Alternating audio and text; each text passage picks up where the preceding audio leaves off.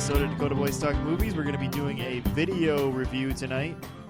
Checking out one of the pretty new movies out there to rent or buy, whatever have you. If you're trying to build your collection or you think it's worth it, maybe this review will help you decide how you'll check it out. But we're going to be talking about the movie Hell or High Water tonight, which was actually a Best Picture. Can we call it a contender, Dakota? I mean, it was up for Best Picture. Was it really in content? I mean, I guess there was that moment when they screwed up that all of them thought we have a chance, but well, I feel like there was so much competition. It most likely could have snuck by. It's hard to believe that would have won when you have such strong Oscar bait movies like La La Land and Moonlight, which of course were both the ones that one thought they won, and then the other one did win. But yeah, this was up there for it. And tonight in a review, maybe we'll touch on that a little bit, like how we feel about it being on there. I mean, obviously the Best Picture category is the one where they have to fill. I mean, I always forget, is it 9 slots or 10 slots? Oh, I think it's 9, yeah. And so, I mean, that's a lot of slots to fill on a category. So it does help ones like this maybe get a little more notice than they would have.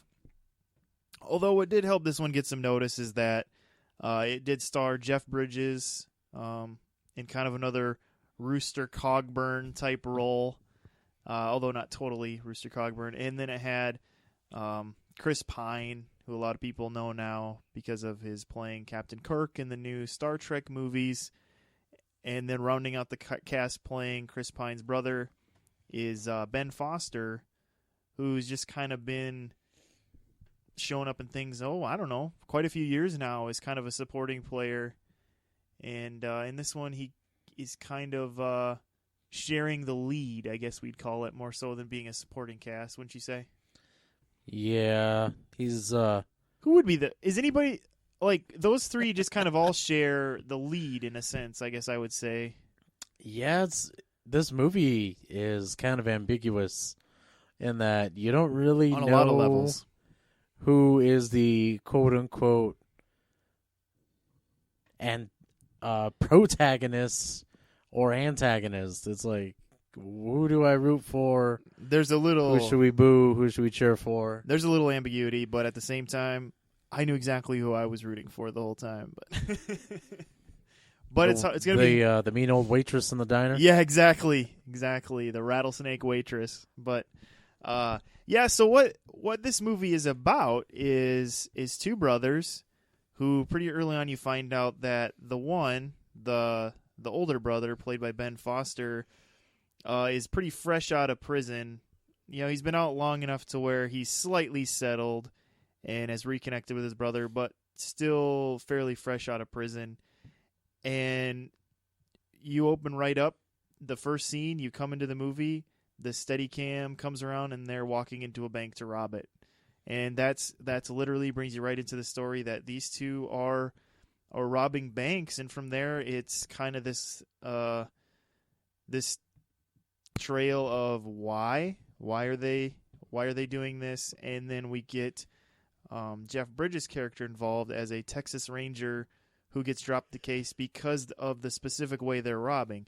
They're not taking big bills, they're not going after the safe, they're grabbing the 20 and under bills straight from the drawer, and it's just in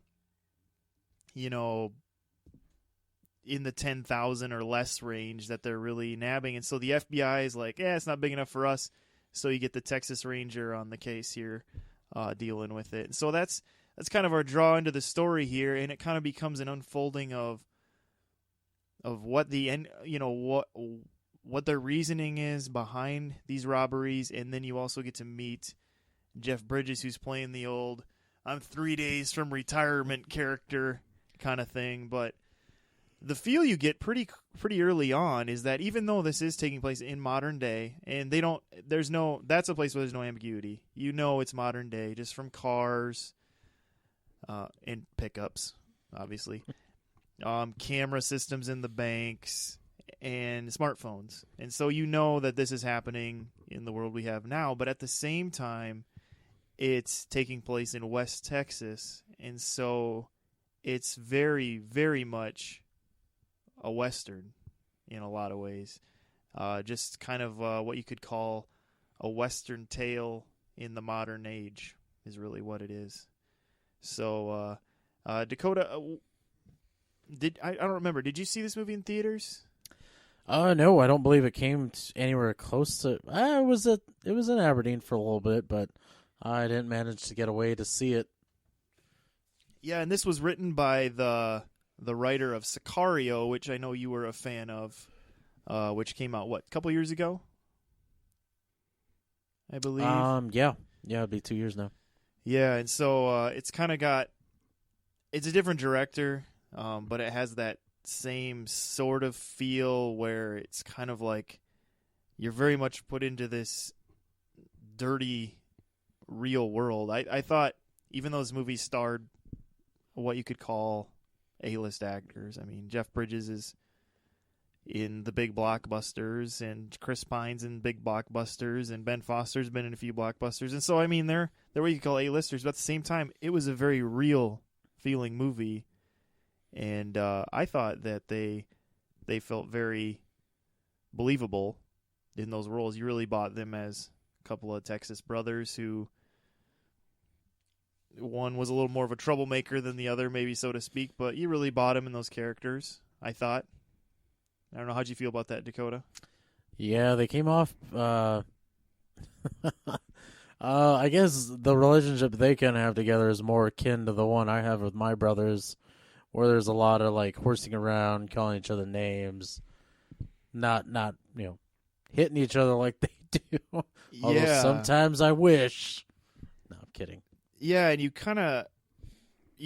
there starts to be the peeling of the onion too of why Ben Foster was in prison, where they kind of grew up in a troubled home, and then how some of their growing up is what led to being the catalyst of now doing the bank robberies, and trying to understand which one of them is more the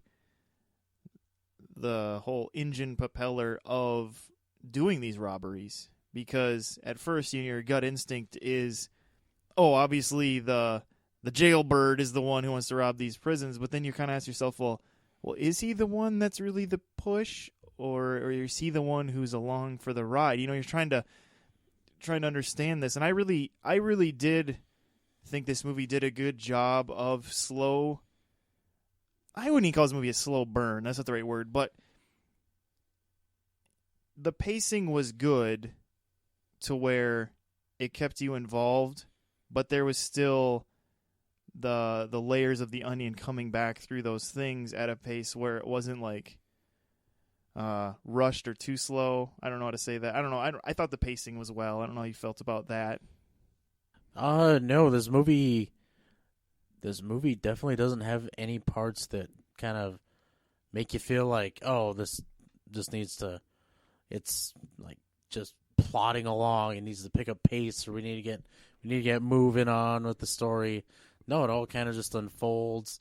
It only takes place over a couple of days. Yeah, I would say at most a week. Yeah, but it's just kind of interesting because we're getting this story where there's a lot going on, but it's not slow, it's not boring. It's just kind of, if anything, kind of seems to go by pretty quick.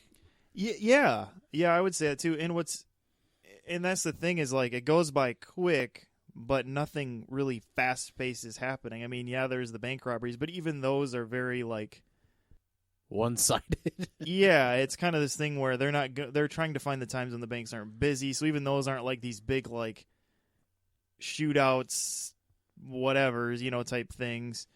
And so you kind of have that build to that, and even the like, I don't know what you call just like the everyday talk between characters, like the two rangers and the two brothers, where it feels like it's not expositional, but it's character building, Like all of those talkings are you understanding motives and backgrounds of those characters to build into how it does play into the story that's being told. And so I thought all of that was really well done. And this is apparently only like it's only the second script I guess Taylor Sheridan has sold. The only movie he's written before this that was made into a movie, I guess we should put it that way. Who knows how many scripts he's written, you know. Maybe he's written 40 scripts. It's just that these are the first 2 that have been made. You know, that's how that goes sometimes. But this is only his second movie that's been made that he's written outside of Sicario. And it's like he really has a gift for unfolding an interesting story and telling it from points of view that are different and then showing us a world that we don't see very often. You know, where in this it's like there's some things in this where it feels very Texas, like everybody has guns and cowboy hats, but at the same time you're seeing like a part of Texas you don't always see, and it's also a representation of just like a section of America in general, this section of America that's like feels like they've been shafted by banks and maybe even has been shafted by banks and has caused just really hard living conditions where everybody's just kind of jaded, where you do kind of have this Wild West mentality with people, because it's almost like even the normal everyday people that aren't bank robbers don't really seem to like authority all the time and things like that. And so, or the authorities, I should say. And so it's just kind of interesting to see that, because I think places like that really do exist. You know, it has that. Oh yeah, especially when, you know, times are tough, people then turn to not really give too much credit towards the government or laws. I mean, it's just kind of like, oh, well, screw you. There's a line from this movie that I thought was like pretty great, where this old guy who watches his bank robbery happen right in front of him, who may have been packing heat and could have stopped him, says, "Oh, I just watched the bank get robbed. It's been robbing me for 40 years." Yeah, just kind of matter-of-factly. And just kind of says it with a grin, like, "Ha, they got theirs finally, bastards." And it's kind of one of those things where maybe it can be kind of like laughed off like that because nobody was hurt. You know, nobody was killed. And so you start, you know, it's kind of almost like a study of yourself. Like you start asking yourself, like, are these things bothering me? And that's why, you know, when Dakota's talking about who's the bad guy, who's the good guy type ideas, where it's like this starts blurring the lines, where it's like, okay, they're bad, they're doing bad things, they're doing things that are not the law, but then here's this corporation that's doing things, you know, within the law. Maybe it's skeevy, but they're not necessarily breaking the law. And so even though in terms of breaking the law, you could call them, well, they're not breaking the law, so they're, you know, ipso facto good.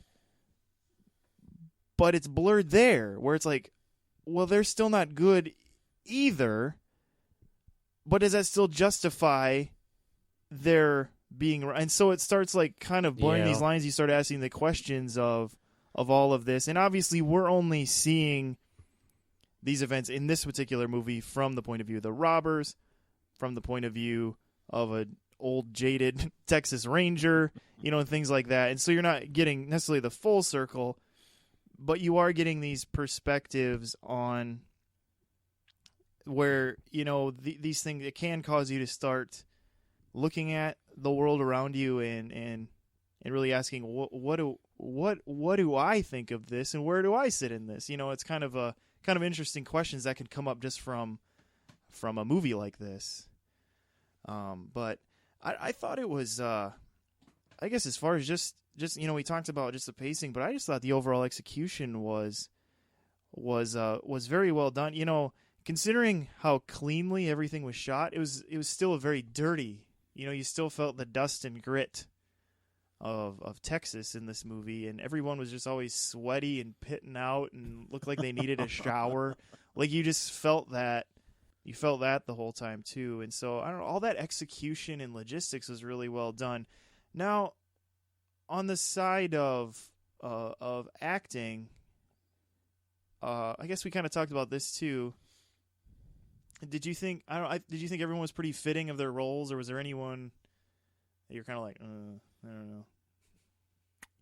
Oh, not really. This movie, if anything, kind of just had like that feel where it was just like average. They picked like average people off the street to be in this movie. Like obviously not the main stars, but just like people in the background. Sometimes when a movie's like set in California, it's like nothing but models in the background. Yeah. And or guys who like the guys who are like could be Mr. Universe or something, but yeah, in this movie it just kind of seems like it's really down to earth people, and it's a little bit refreshing in a way almost. Yeah, not everyone's really clean and has like what is considered by magazine standards the perfect body type and things like this. It's like they all just looked like just real tangible people within that world. And then I guess this really just kind of highlighted the acting chops of Chris Pine and Ben Foster. I think Ben Foster has proved himself a few times, but Chris Pine, he hasn't really gotten the chance too terribly often to be in a starring role like this where he can really show his range. And I thought he really showed his range in this, and you kind of bought him, and I think part of it was something I caught with him a lot was his eyes. Like he really bought, and I thought it was the same. I don't know if the director did this or if it just happened to be that way, but both of the actually all three, I'd even give Jeff Bridges a little bit, but specifically the two brothers, I bought them because of their eyes. I don't know if you noticed that, Dakota, but it would just be like ways they would look, or kind of a glaringness they would give to someone is just, you just bought the whole moment and feeling of who they were through the eyes. I really felt that a lot, and I think that is critical because it's kind of like when you watch like maybe like a mediocre acted movie, and they just kind of maybe have kind of like just like kind of the dead eyes where they're just like saying the line, but the eyes are so important with like you felt the character within them a lot and not just like playing the part, which I think could be easy in a movie like this. Like, oh, you're playing like a Texas cowboy type, and so you just come in and act the Texas cowboy or whatever, and it becomes like a caricature type thing of like, I'm from Texas, or whatever. But it's like, even though they had the drawls, it was deeper than that. And so, I don't know, I thought that was good. And honestly, none of them got nominated, but, those acting categories are like, those are hard to get nominated in. You have to be in a really substantially talked about movie to really get a nomination. But yeah, well, I mean, these guys did a good job. It's just one of those things where it's like, I feel like you really have to have like be like a fan favorite. Like you have to have people rooting for you before the movie even comes out. Yeah, well, and I think this movie too, it's about how your movie's marketed and sold to the greater community. And this movie was never really marketed to be like, come see these acting achievements, Yeah. Where it's kind of what they did with like, when Eddie Redmayne just kind of won out of nowhere for Theory of Everything a few years back. Well, it was like, that's what was really being marketed, was his portrayal of Stephen Hawking, go see his portrayal of Stephen Hawking. And so I think it kind of comes down to that marketing a little bit. Whereas this movie was just marketed as a whole, And so I think that kind of plays an effect on that. But Dakota, this movie was called Hell or High Water. What do you feel is the significance behind that title with what this movie was about? Well, it's kind of used, the saying "hell or high water" was actually used in the film, and it's essentially to describe the fact that these guys, they're robbing banks for a reason. They have a deadline they're trying to meet. They're trying to get so much cash, and they just need a certain amount of money by a certain date. And without giving too much away of the movie, that's all I could really say about it. But Yeah.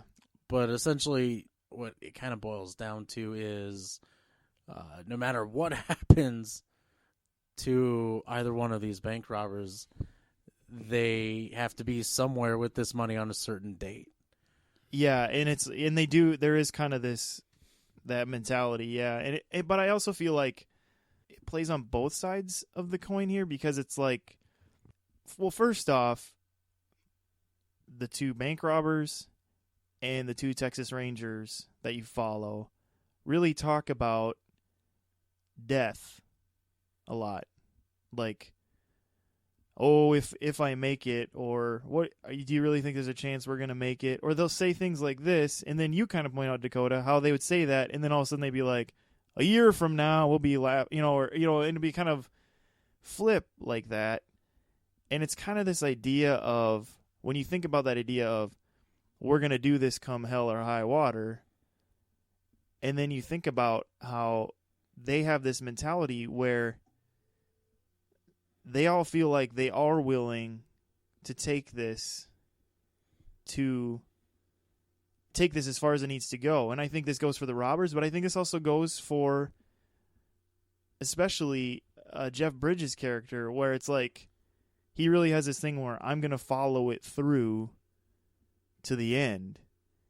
And so it was kind of interesting when you think about how it kind of ended up having meaning on both sides, which is another interesting thing when you think about how it does cause you to blur a little bit on who was the good guy, who was the bad guy, and then you also have both sides having a mentality of following it through to the end, whatever that meant to them. And so everything kind of comes circular in this movie, where it's like, it kind of ends up being on both sides, where you just kind of watch everything unfold.